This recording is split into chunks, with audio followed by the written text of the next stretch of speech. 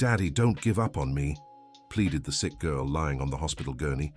David Miller was exhausted when he heard those words come from the fragile lips of his 6-year-old daughter. 3 weeks had passed since Emily was admitted to Chicago City Hospital, and the doctors still couldn't find an answer for the illness attacking her muscles, leaving her weaker each day. "Daddy, don't give up on me," the little girl repeated, stretching her tiny hand toward her father. Her brown eyes shone with a determination that contrasted with the frailty of her small body lying on the white gurney. David felt his heart tighten. A widower for 2 years, ever since losing his wife in an accident, he was all Emily had in the world. And now, watching his little girl waste away day after day with no one knowing what was wrong with her, he felt completely lost. The head nurse, a 50-year-old woman named Barbara, entered the room with the latest test results. Her serious face left no room for hope. "Mr. Miller, I need to speak with you in the hallway," she said, avoiding direct eye contact with Emily. David kissed his daughter's forehead and whispered, "Daddy will be right back, sweetheart." In the hallway, Barbara didn't mince words. "The tests remain inconclusive. Emily's condition is deteriorating rapidly. It might be time to consider palliative care." "Palliative care?" David felt the ground drop beneath him. "Are you giving up on her?" "We're not giving up. We're being realistic. She isn't responding to any conventional treatments." David shook his head fiercely. "No, I won't give up. There has to be something, a specialist, an experimental treatment, anything." Barbara sighed. She knew this stage of grief well, the bargaining, the denial. "Mr. Miller, I understand your pain, but—" "You don't understand anything," David exploded. "Do you have children? Have you ever been through this? Emily is all I have. She's my whole life." All night, David stayed awake by his daughter's bedside, searching on his old phone. He read about rare diseases, alternative treatments, specialist doctors. His back ached from the uncomfortable position in the blue plastic chair, but he didn't care. "Daddy, you didn't sleep again," Emily said when she woke the next morning. Even sick, she worried about her father. "I'm fine, sweetheart. Daddy's looking for a way to make you better." "But what if you get sick too? Who will take care of both of us?" David smiled sadly. His daughter's wisdom always amazed him. "Daddy's strong, don't worry. Now you need to take your medicine and eat a little." The following Monday, David received a call that changed everything. It was from Rebecca, the insurance representative. "Mr. Miller, I regret to inform you that Emily's coverage has been cancelled." "Cancelled? I pay on time." "There was a system error. Some beneficiaries were incorrectly removed. We're working to resolve it, but it may take a few weeks." David felt his world collapse. Without insurance, he couldn't afford the costs of the private hospital where Emily was being treated. His meager earnings as a freelance salesman barely covered basic expenses. Dear listener, if you're enjoying the story, please take a moment to like and subscribe to the channel. It helps us a lot as we're just starting out. Now, back to the story. "Dr. Richard, what's going to happen to my daughter?" David asked the physician in charge of the case. The doctor, a 40-year-old man with glasses, tried to be gentle. "Without insurance coverage, you'll have to be transferred to Medicaid. I've already contacted University Medical Center, but the waiting list is long." "How long?" "About 3 months for a spot in specialized pediatrics." David ran his hand through his hair, desperate. 3 months. Emily didn't have 3 months. Each day she grew weaker, ate less, smiled less. It was then that Dr. Jennifer, a newly graduated physician who'd only started at the hospital a month ago, approached him in the hallway. "Mr. Miller, may I speak with you?" She was a young woman, around 25, with blonde hair tied in a bun. David had seen her visiting Emily a few times, always so gentle with the girl. "I heard about your insurance situation. There's an experimental program for cases like Emily's." "Experimental?" "It's a university project in partnership with the hospital. They're testing new protocols for rare autoimmune diseases. It's free." David felt a spark of hope. "What do I need to do?" "There's a waiting list. Normally it would be 6 months, but I can try to speed up the process." That night, David barely slept. 6 months was still too long. He needed a faster solution. Then he had an idea. He'd start selling snacks at the hospital to raise money for private treatment. He woke at 4 the next morning and went home to prepare sandwiches, cakes, and juices.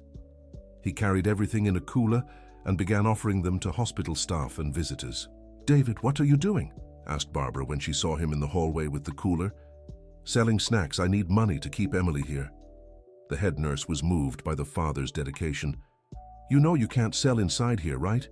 But I'll pretend I didn't see anything." The days passed in an exhausting routine.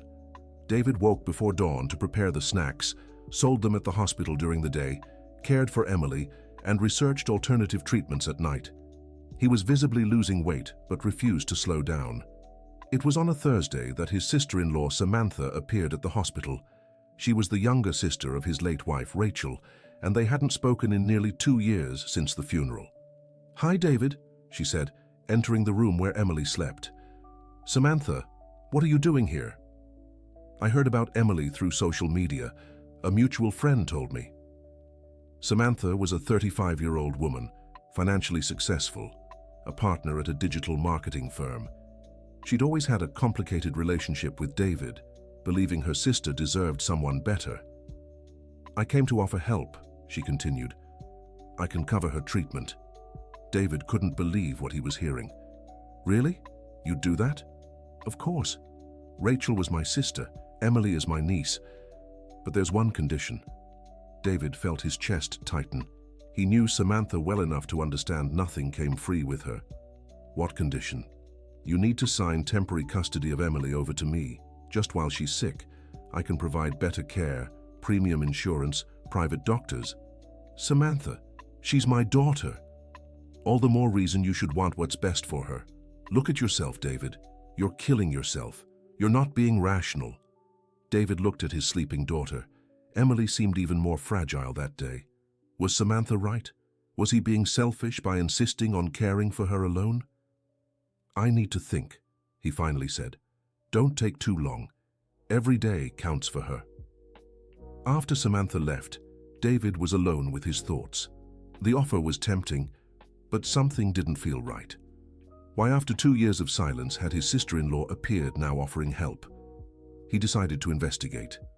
The next day, while Emily was asleep, he went to a coffee shop around the corner from the hospital and called Christine, an accountant friend who knew Samantha well from the days of his late wife's company. "David, what a surprise to hear from you. How's Emily doing?" "It's complicated, Christine. Listen, do you know if Samantha has been needing any tax benefits or anything like that?"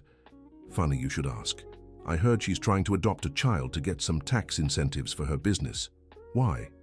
David felt his blood run cold. "Just curious, thanks, Christine." Now it all made sense. Samantha didn't want to help Emily out of love. She wanted to use her for her own benefit. David returned to the hospital determined to refuse the offer, but found a social worker waiting for him. "Mr. David, I'm Sarah Thompson, a social worker at the hospital. I received an anonymous complaint about possible neglect of your daughter." "Neglect? What do you mean?" "Someone reported that you're putting the child at risk by refusing proper treatments and focusing on sales at the hospital instead of caring for her." David immediately realized who had made the complaint. Samantha was turning up the pressure. "That's ridiculous. I'm killing myself to take care of my daughter." "Calm down, Mr. David. It's just standard procedure. I'll observe the situation for a few days and file a report." Over the weekend, David noticed Sarah appearing in the room frequently, taking notes on a clipboard. The situation was becoming unbearable. On top of worrying about Emily's health, he now had to prove he was a good father. It was on Monday that God seemed to answer his prayers. Robert Johnson, a local businessman who had been buying snacks from David for weeks, approached him in the parking lot. "David, can I talk to you?" Robert owned a small chain of bakeries in Chicago, a simple man in his 50s who had built his business from the ground up. "I've been buying your snacks for weeks and I see how dedicated you are. I heard about your daughter's story. I want to help." "Mr. Johnson, I appreciate it, but I can't accept charity." "It's not charity, it's an investment. I want to pay for a consultation with a specialist I know in Boston. In return, you come work for me when the girl gets better." David felt his eyes fill with tears. Finally, someone was offering help without ulterior motives. Dr. William Brown specializes in rare autoimmune diseases. He's saved many children. I can schedule an appointment for next week. On the flight to Boston, Emily was excited. It was her first time on a plane. David tried to hide his anxiety, but his hands trembled slightly. Dr. Brown's office was in a modern clinic in the Beacon Hill neighborhood. The doctor, a 60-year-old man with graying hair, examined Emily for over 2 hours. "I need to be honest with you," he finally said. "Emily has a very rare autoimmune disease, but there's something else." "Something else?" David's stomach twisted. "She has a congenital heart defect that was never diagnosed. That significantly complicates treatment." "What kind of complication?" "The medication we were considering could be dangerous for her heart. We need to correct the heart issue first." "Surgery?" "Yes, and it needs to be done as soon as possible. Her heart is being strained by the autoimmune disease." David felt the world spin. As if the rare disease wasn't enough, now they'd discovered a heart problem. "Doctor, how much does the surgery cost?" "Through Medicaid, the waiting list is 8 to 10 months. Privately, about $150,000. Back in Chicago, David was devastated. Where would he get $150,000? Mr. Johnson had already helped more than he could by covering the consultation in Boston. That's when he received an unexpected call. "David? This is Karen Wilson." Karen was his former boss, owner of a small construction materials company where he had worked for 10 years before leaving to take care of Rachel during her illness. "Karen, what a surprise. I heard about Emily's situation from Mike. Remember him? He worked in the warehouse with me." David remembered. Mike was a good friend from his time at the company. "David, I want to make you an offer. I need someone I can trust to manage a new branch I'm opening. The pay is good, and I can give you a substantial advance." "Karen, that would be amazing, but I can't leave Emily right now." "I know that. The job would be part-time from 8 to noon. You'd have the afternoon free to be with her." It was as if a door had opened in their darkest moment. David accepted immediately. "There's just one thing," Karen continued. "I need you to start tomorrow. I'm having a serious issue with the current manager and can't wait." On his first day of work, David was nervous. He had left Emily in the care of the nurses but couldn't focus. Around 10 in the morning, his phone rang.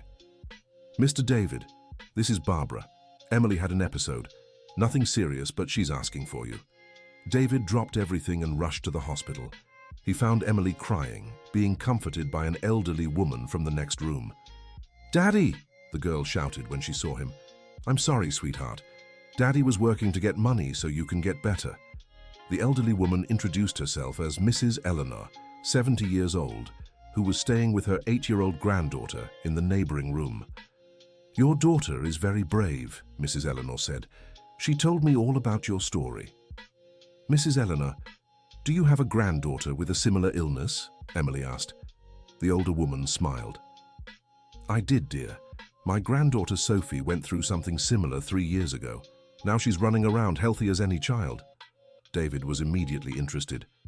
"How did she recover?" "It was a combination of treatments. The cardiologist performed a less invasive surgery to fix her heart, and then she did aquatic therapy and followed a special diet. Of course, every case is different, but..." That night, David researched everything about the minimally invasive surgery Mrs. Eleanor had mentioned. He discovered it was an experimental procedure that had only recently arrived in the US. It was cheaper and less risky than traditional surgery. The next morning, he went to Dr. Jennifer to discuss the possibility. "David, I'm familiar with the procedure. In fact, there's a surgeon at University Medical Center conducting research on this technique. I can try to include Emily in the study." 2 weeks later, Emily was accepted into the research program. The surgery would be free, but there were risks since it was still an experimental technique. Dear listener, if you're enjoying the story, take a moment to like and especially subscribe to the channel. It helps us a lot as we're just starting out. Now, continuing, "Daddy, I'm scared," Emily confessed the night before the surgery. "I am too, sweetheart. But sometimes we have to be brave to get what we want." "What if something goes wrong?" David held his daughter's small hands. "It won't. Daddy's here and I won't let anything bad happen to you." The surgery lasted 4 hours. David paced the hospital halls like a caged animal, unable to sit still. Robert Johnson had shown up to offer support, along with Mrs. Eleanor and even Dr. Jennifer, who was off duty. When the surgeon, Dr. Gregory Stevens, came out of the operating room, David ran to him. "Everything went well," the doctor said, removing his mask. "The technique worked perfectly. Her heart is functioning normally now." David collapsed into a chair, crying with relief. But the battle wasn't over yet. Now they had to treat the autoimmune disease. During her recovery from surgery, a physical therapist named Rebecca volunteered to give Emily free hydrotherapy sessions. She was a 40-year-old woman, a mother of 2, who had been moved by their story. "Why are you doing this for us?" asked David. "Because I believe everyone deserves a chance," Rebecca replied.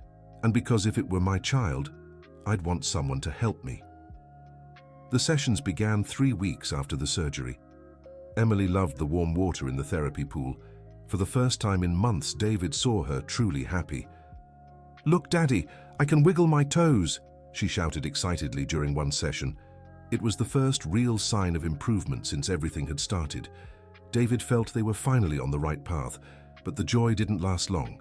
The following week's blood tests showed one of the medications was affecting Emily's liver. "We'll have to stop the medication," explained Dr. Jennifer. "We can't risk liver damage." "But without it, she'll get worse again," David protested. "There's an alternative, an imported herbal medicine that has shown promising results. The problem is the cost." "How much?" "About $5,000 a month, and the treatment needs to last at least 6 months. $30,000. David did the math in his head. Even with his new salary, raising that much money would be impossible. Then he had an idea. He created a social media page sharing Emily's story and asking for help to buy the medicine. He posted videos of his daughter doing physical therapy, showing her daily struggle. The response was immediate and overwhelming. Within a week, over 50,000 people had shared the story. Donations started pouring in from across the country, but along with the support came criticism. Some users accused David of exploiting his daughter's illness for money. Hurtful comments questioned whether the girl was really sick. "Daddy, why are people saying mean things about us?" Emily asked, after seeing some comments on her father's phone. David felt guilty. Maybe exposing his daughter like this had been a mistake. "Some people don't understand our situation, sweetheart, but there are also so many kind people who want to help." In 2 weeks, they raised $15,000, enough for 3 months of treatment. David was moved by people's generosity, but the stress of the situation was taking its toll. One morning, while visiting Emily before work, David felt dizzy and collapsed in the hospital hallway. He woke up in the emergency room with Dr. Jennifer by his side. "David, you're showing signs of burnout. Your body is begging for rest." "I can't rest. Emily needs me. And she'll need you even more if you get seriously ill. You have to accept help." It was Emily, wise beyond her 6 years, who gave her father the most important lesson. "Daddy, you have to take care of yourself so you can take care of me. If you get sick, who will read me stories?" In that moment, David realized he had been so focused on curing his daughter that he had forgotten to live with her. Over the past months, their conversations had revolved only around doctors, tests, and treatments. A volunteer psychologist at the hospital, Patricia, a 55-year-old woman, began counseling David for free. In their sessions, he could talk about the guilt he felt over his daughter's illness, the grief for his wife he had never properly processed, and his fear of failing as a father. "David, you're not to blame for Emily's illness, and you're doing everything you can for her," Patricia said in one session. "But what if it's not enough? What if I lose her too?" "You can't control the outcome, but you can control how you live each day you have with her." Inspired by the psychologist's words, David decided to turn the hospital room into a happier place. He brought colorful lights, his daughter's drawings, and family photos. He organized movie sessions with other hospitalized children, using his laptop to play cartoons. The change was remarkable. Emily began to smile more, interact with other kids, and find hope. Surprisingly, her physical condition also started to improve. A hospital nutritionist, Melissa, offered to create a personalized meal plan for Emily at no cost. She was a young woman, recently graduated, who connected with the family's struggle. "Proper nutrition can greatly speed up recovery," she explained. "I'll create a menu to strengthen her immune system." With the combination of the new medication, physical therapy, successful surgery, and a more positive environment, Emily gradually gained weight and strength. But just when everything seemed to be going well, the biggest challenge arrived. "David, I need to tell you something," Dr. Jennifer said one morning. "The latest tests show Emily will need a bone marrow transplant." David felt like he'd been punched in the gut. A transplant. But she was getting better. "The improvement is temporary. The autoimmune disease is attacking her bone marrow. Without the transplant, her condition will deteriorate again." "Can I be a donor?" "We've already tested you. Unfortunately, you're not a match." The news plunged David back into despair. Finding a compatible donor could take years, and Emily didn't have that much time. That's when Samantha reappeared at the hospital. "I heard about the transplant," she said, entering the room where David was alone. Emily had gone for physical therapy. "What do you want, Samantha?" "I got tested. I'm a match." David couldn't hide his surprise. "You're a match?" "Yes, and I'm willing to donate." "What do you want in return?" David knew his sister-in-law well enough to realize she wouldn't do anything for free. Full custody of Emily, permanently this time. "Samantha, this is blackmail." "It's reality, David. Without the transplant, she'll—" Samantha didn't finish, but the implication was clear. David endured the darkest night of his life. How could he choose between losing his daughter to illness or losing her to his sister-in-law? The next morning, Dr. Jennifer approached him with a different expression. "David, I have news. I managed to enroll Emily in an international bone marrow donor registry, and we found a perfect match." "Really?" David could hardly believe it.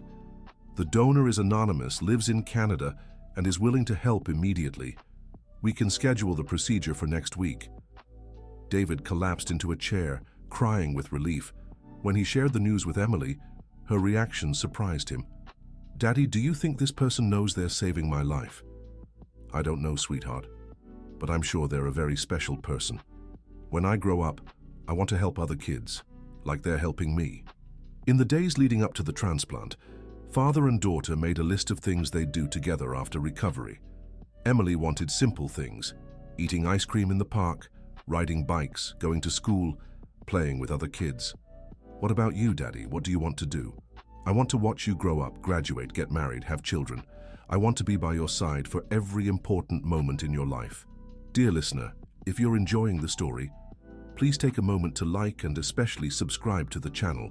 It helps us a lot as we're just starting out. Now, continuing. On the morning of the transplant, Emily held her father's hand and said something David would forever keep in his heart. "Daddy, no matter what happens, I want you to know you're the best dad in the world. You never gave up on me." The procedure lasted 6 hours. The bone marrow from the Canadian donor was transported on a special flight and arrived at the hospital right on time. David spent the entire time in the hospital chapel, praying to every higher power he could think of. Robert Johnson, Mrs. Eleanor, the physical therapist Rebecca, the nutritionist Melissa, the psychologist Patricia, and even Karen, his former employer, showed up to offer support. "Your daughter is a fighter," Mrs. Eleanor said. "Everything will be all right." When Dr. Gregory Stevens came out of the operating room, his face was more serious than before. "How is she, doctor?" David asked, his heart racing.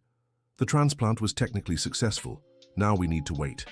The next few days will be critical to see if her body accepts the new marrow." Emily spent a week in complete isolation. David could only see her through a glass window, wearing masks and special gloves when the doctors allowed contact. Those were the 7 longest days of his life. Emily was weak but kept smiling whenever she saw her father. "Daddy, I'm fighting so hard in here," she said, pointing to her chest. "The new cells are battling the bad ones." On the 8th day, the first signs of improvement appeared. Tests showed Emily's body was starting to produce healthy blood cells. "It's a miracle," Dr. Jennifer said. "The compatibility is perfect. Her body is accepting the new marrow as if it were her own." From then on, her recovery was gradual but steady. Emily began eating better, gaining energy, and returning to the cheerful child she'd always been. 3 months after the transplant, she could walk down the hospital hallway without getting tired. 6 months later, she was running through the hospital gardens, laughing and playing with other children. "Doctor, when can we go home?" David asked during one of the follow-up appointments. "Next week," Dr. Gregory replied. "Emily is cured. The tests show the autoimmune disease is completely gone." David couldn't hold back his tears. After nearly a year of struggle, they were finally being discharged. On the day they left the hospital, the entire team who had cared for Emily gathered to say goodbye. Nurse Barbara, who had initially suggested palliative care, was emotional. "David, you taught me we should never give up. Emily is proof that miracles happen when there's love and dedication."